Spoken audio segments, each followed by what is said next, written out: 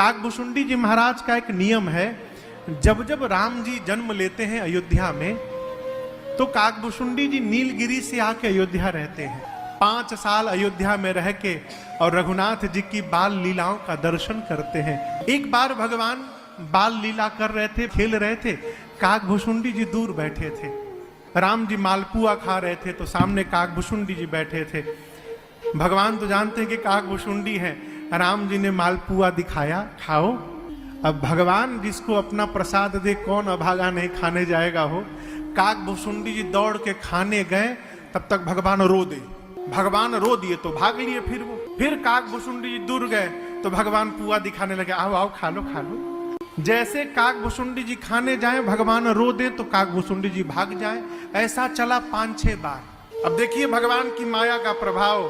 काकभुशुंडी जी के मन में आया भगवान है, नहीं नहीं ये भगवान नहीं हो सकते, कहीं भगवान अपने भक्तों के साथ ऐसा खेल खेलते हैं क्या, ये भगवान नहीं है।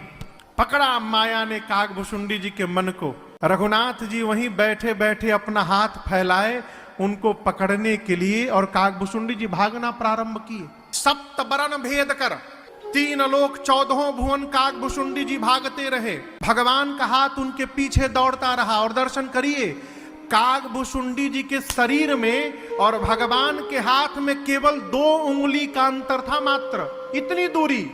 राम जी वहीं बैठे, उनका हाथ उनको दौड़ाता रहा। काकभुशुंडी जी देखे मति चकरा गई उनकी, लौट के अयोध्या लौटे।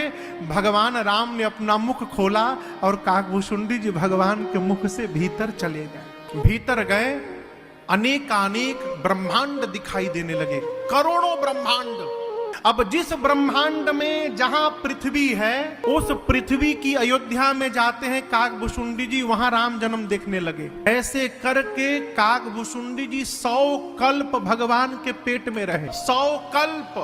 जब जब राम जी का जिस ब्रह्मांड में अवतार होता था, काकभुशुंडी जी जाके अयोध्या में दर्शन करते थे। 100 कल्प बीतने के बाद भगवान ने मुख खोला, काकभुशुंडी जी बाहर आए। अब दर्शन करिए, भीतर कितना समय रहे। भीतर जाकर आने में बाहर 24 मिनट बीता है, अब भगवान के पेट में 100 कल्प बीत गया है। काकभुशुंडी जी की मति चकरा गई, भगवान के चरणों में गिर गए, प्रभु क्षमा करिएगा, मैंने आप पर संशय कर लिया। तो राम जी ने कहा कि क्या चाहिए आपको। काकभुशुंडी जी बोले, प्रभु जो दे दीजिए। भगवान बोले, ज्ञानी हो जाइए, विज्ञानी हो जाइए, समस्त कलाओं के धाम हो जाइए, समस्त गुणों के धाम हो जाइए।